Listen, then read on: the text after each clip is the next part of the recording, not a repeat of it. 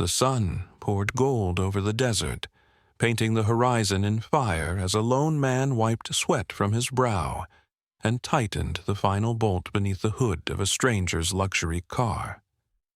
His back bare, hands calloused, heart steady, Darius Walker wasn't fixing the engine for praise. He didn't expect a name, not even a thank you. Just a nod, maybe. A glance that acknowledged he existed. Across from him, a woman in heels and a blazer watched, arms crossed, hair catching the light like silk. She said little. He said less. Then she drove off, and he went back to the silence of his rusted trailer. But the next day, the sound of spinning rotors cracked open the sky. Dust kicked up around his porch as a helicopter descended, and when its doors opened, what stepped out didn't just change his day, it changed his life. He hadn't asked for glory, but fate sent it anyway, with blades whirling. Before we begin, tell us where you're watching from. And if you've ever believed that kindness could bring the sky down to your doorstep, this story is for you. Darius Walker had learned to speak with his hands long before anyone cared to hear his voice. At 33, he lived just outside El Paso in a rusted trailer surrounded by scattered engine parts, empty oil cans, and the dry breath of the desert wind. His workshop was a splintered wooden shed held together by sheer memory and grit, its door swinging slightly in the hot breeze. A tattered American flag hung nearby, its edges frayed, its colors faded, yet still waving defiantly against the dying sun. Darius was no stranger to broken things. He made them live again with spare parts he salvaged, bolts he repurposed, and tools so worn they'd molded to his grip. His intelligence ran deep, mechanical, methodical, but in a world obsessed with credentials and polish, men like him were invisible. Victoria Hale, on the other hand, was built for visibility.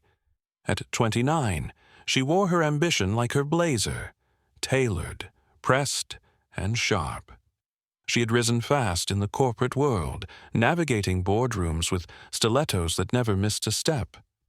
That day, she was en route to a political fundraiser 2 towns over, her GPS cutting out as her luxury car sputtered and died on a lonely stretch of dirt road. The desert around her was silent, unwelcoming, until Darius appeared, walking up with a wrench in one hand and a bottle of water in the other. He didn't ask what she did or why she was out there. He didn't ask anything. He just said, "Pop the hood." She watched him like he was a threat wrapped in kindness, unsure whether to step back or step closer. His silence unsettled her, not because it was empty, but because it was full of knowledge, calm, and a strange power she didn't understand. As he worked, the light turned molten, casting long shadows across the shed, the car, and the line between them. She stood in heels on the dirt.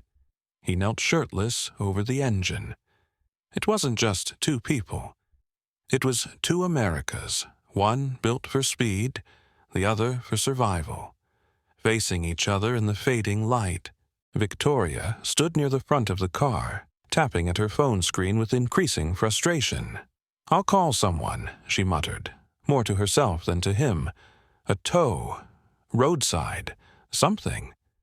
But the bars on her screen refused to rise, and the desert stretched endlessly in every direction like a silent dare. Darius didn't look up. He just said quietly, "Out here, phones don't work. Hands do."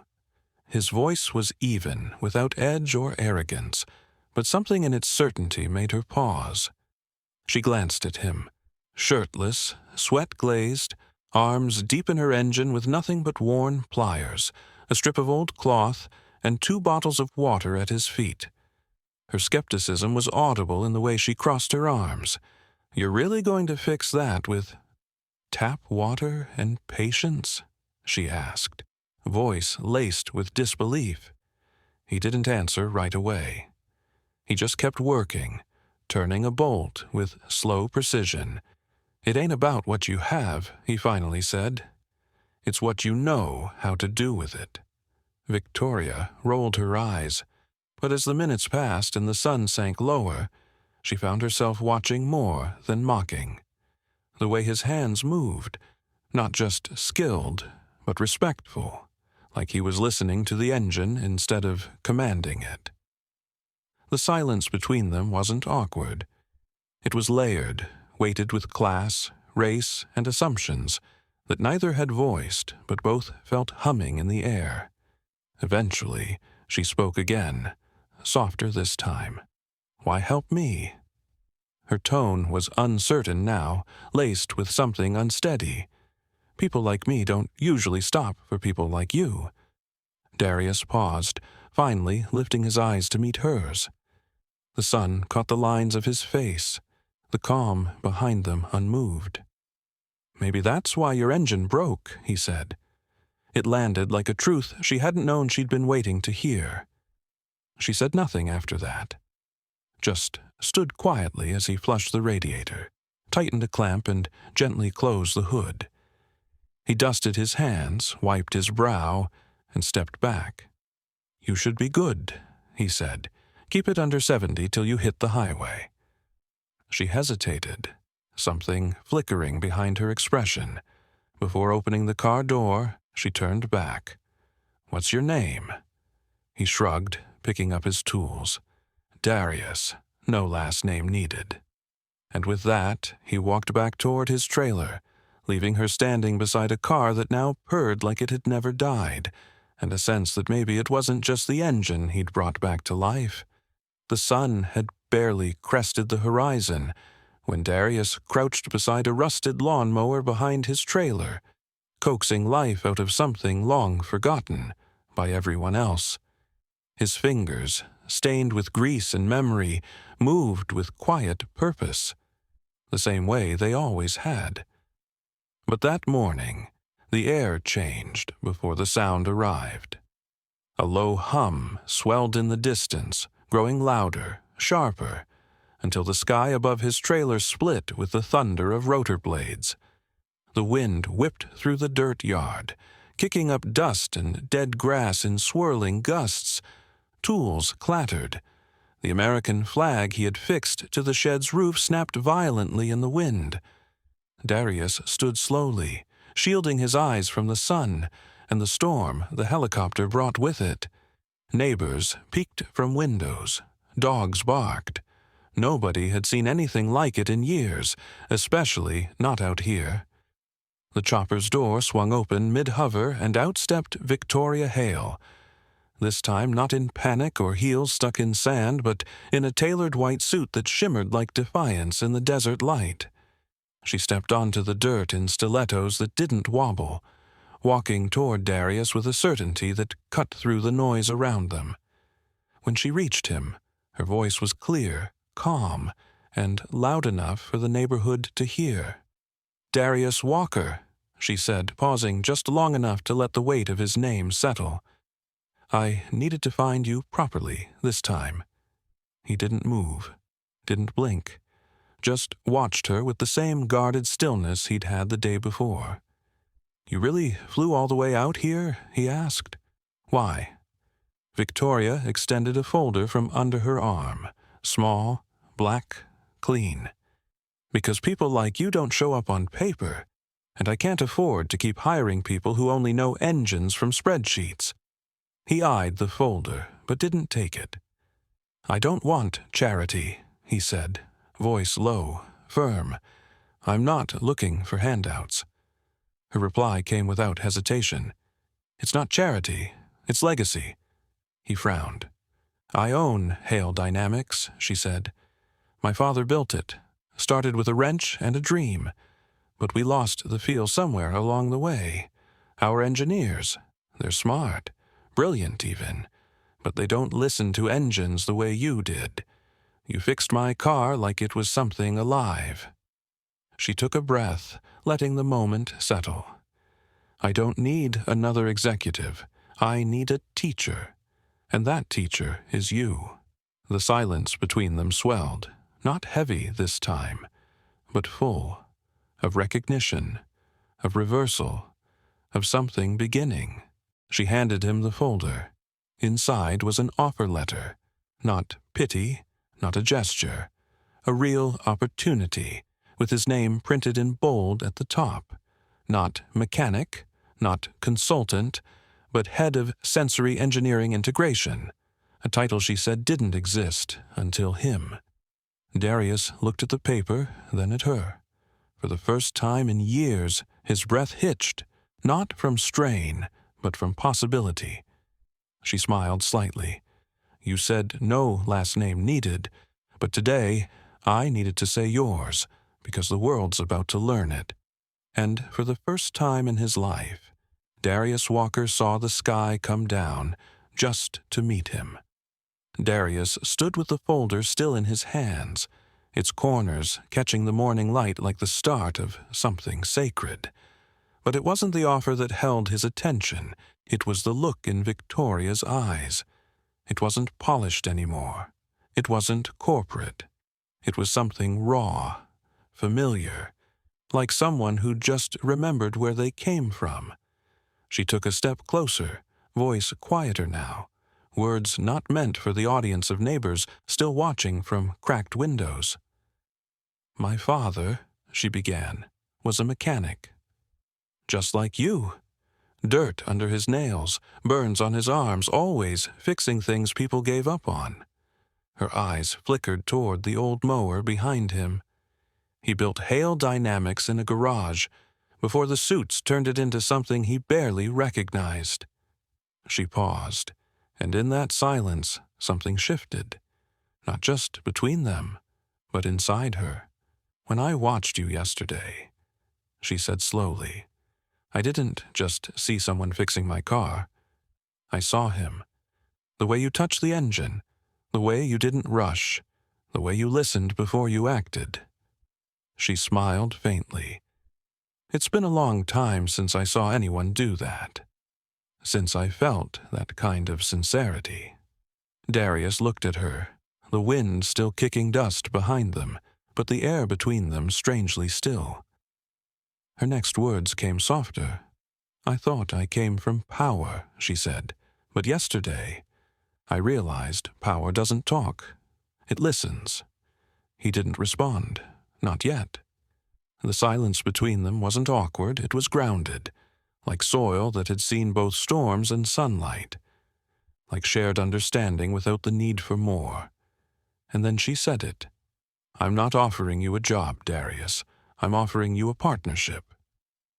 His head lifted, surprise flickering in his eyes. She held the weight of that statement with both hands. "I want you beside me, equal. Not as a symbol, not as a headline. As the man who reminded me where this company started, and where it needs to go." That was the twist, not the helicopter, not the offer, not even the recognition. The real twist was that Darius hadn't been forgotten. The world just hadn't met him properly yet, and now it finally would. Months later, the hum of engines echoed through a sleek, glass-walled tech garage in the heart of El Paso. Sunlight streamed through skylights, reflecting off polished metal, computer monitors, and the hands of young engineers in grease-streaked lab coats. Some had never touched a torque wrench before stepping through those doors. Some had never imagined their names stitched on uniforms or spoken in meetings. Most were black and brown. Many came from the same forgotten neighborhoods where Darius once fixed rusted lawnmowers just to keep the lights on. Now, those same hands that once rebuilt broken things beneath a tattered awning were building futures on stainless steel benches and soldering innovation into every frame. Darius Walker strolled through the space with his sleeves rolled to the elbow, clipboard in hand, not to supervise, but to remind. His name wasn't printed above anyone else's. It was fused with another, Walker Hale Engineering, cast in bold metal above the entrance, bridging two legacies, one born in oil-stained gravel, the other in glass boardrooms. On the main wall behind the workbench, framed beneath tempered glass, hung a photograph of his old trailer, the place where it all began, and beside it, the rusted wrench he'd used the day he helped Victoria Hale. Not polished, not cleaned, just honest, like him. It wasn't a symbol of success. It was something more sacred, a reminder of what he repaired that day: trust, dignity, the idea that greatness doesn't come wrapped in degrees or titles, but in hands that serve with heart. Though his tools had changed and the world now knew his name, Darius hadn't left the dirt behind. He'd simply used it as foundation. As he finished a walkthrough, a young boy, maybe 17, approached him nervously, a half-assembled gearbox clutched in his arms. "Sir," the boy asked, "how do you know when the engine's ready?" Darius looked at him for a long second, then down at the boy's stained palms, just like his had once been. A slow smile crossed his face. "It stops resisting," he said, voice soft and steady. "That's how you know." And in that moment, Darius Walker wasn't just teaching machines anymore. He was teaching people how to believe again, in engines, in each other, and in the power of quiet hands that never stopped working. As the helicopter rose slowly above the sun-baked horizon, Darius sat by the window, gaze fixed on the world below. The rotors cut through the silence with power and purpose, but his mind was quiet, rooted not in the present, but in the soil that shaped him. Below, the tiny dot of his old trailer sat nestled beside the same wooden shed, still standing in defiance of time. It looked smaller now, but no less sacred. He smiled, a soft breath escaping as the memory returned. "Sometimes," he whispered to himself, "you spend years fixing what no one sees. Then one day, someone sees you, and everything changes. That trailer didn't break him. It built him. Every stripped bolt, every patched radiator, every quiet act of service led him here, to altitude, to impact, to a life that listened back. And now, a question for you. Have you ever helped someone, only to find they were sent to help you? If this story reminded you that every act of kindness has wings, share it with someone who's still waiting for their sky to open. And follow us for more stories where grit meets grace, and the sky answers. Thanks for watching.